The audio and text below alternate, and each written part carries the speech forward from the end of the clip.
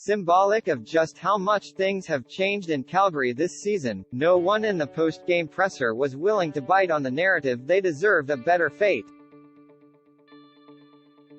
Instead, the tone from the coach down revolved around the positives that came from turning a 6-game winning streak into an 8-game point streak. "You know what, it's still a step for us, it's a battle back point," said Daryl Sutter following a 3-2 overtime loss to the surging Predators of Nashville. "Thankful we got a point. In the past, this team wouldn't have gotten a point."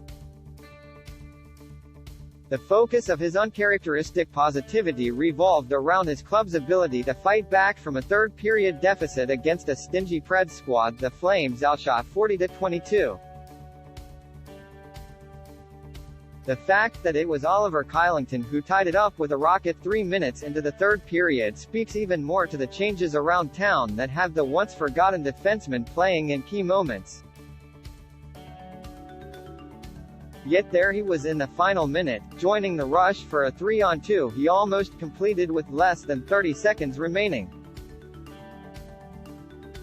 It was one of many chances the Flames had on a night in which Juuse Saros channeled his inner Jacob Markstrom to keep the Predators in a game Calgary could have put away many times earlier.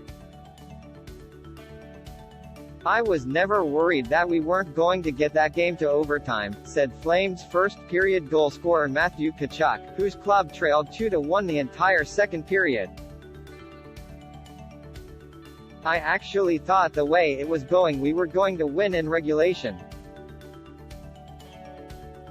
But I guess anything can happen in 3-on-3. They got the extra point there, but I think we feel pretty good in those situations, at least we did tonight." Asked to elaborate on what he felt good about, the answer was obvious following an effort in which the Flames' pesky forecheck generated a whopping 9 high-danger scoring chances in the first period alone. "I thought we were all over them," said Tkachuk, whose club saw a remarkable 4 players sent in alone in a 3-minute stretch. "We've just got to bear down and bury our chances. We should have been up 4-1 or 4-2 in the first period.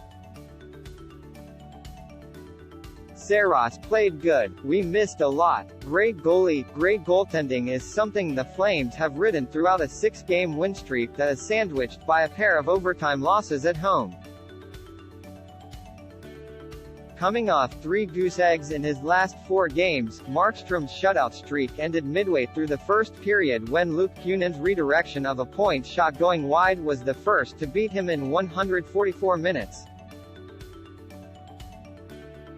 It also ended a streak that dated back to the second game of the season in which the Flames had not once trailed in a hockey game. For those keeping track at home, that was more than 21.5 periods without a deficit, establishing a new franchise record shortly before Kunin's strike. The question then became, how would the team respond? The answer, brilliantly. They did it despite playing short a forward after the 7-minute mark, when a Brett Ritchie fight with Mark Borowiecki abruptly ended with the Flames winger buckling after being caught with a punch that dropped him. While remaining conscious, the clearly dazed veteran needed help slowly limping off the ice, ending his evening. Expect Brad Richardson, declared long ago healthy by Sutter earlier in the day, to step in Thursday against Dallas. You can also expect plenty of ongoing speculation revolving around the Flames being one of the few bidders left for Jack Eichel. Again, pessimists might have pointed to 6 failed power plays, including 2 and a bit in the third, as the team's undoing. However, the 2 units moved the puck well, created several good chances and, as Sutter pointed out, he'll gladly take one a game, like the one Tkachuk buried. Kylington's even-strength marker started when he raced in off the bench, collected a pass from Chris Tanev as he streaked in the left side and beat Saros short side with a ping off the post that kickstarted a Saddledome celebration. I thought it was a big goal for us there, but obviously it stings a little bit because we didn't get the win, said Kylington, who punctuated his first of the year with an animated fist pump. We showed good resilience and we got back into the game and we created a lot of chances and maybe should have scored on some of them. But he's a good goalie too. One might have expected the post-game focus to revolve around the trip that freed the puck from Michael Backlund and set Matt Duchene's game winner in motion.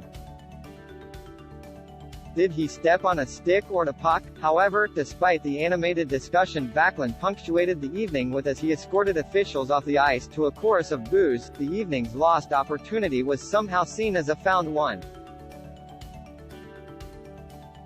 Quite the shift in Cowtown, where people are still coming to grips with calling their 6-1-2 team the first-place Flames.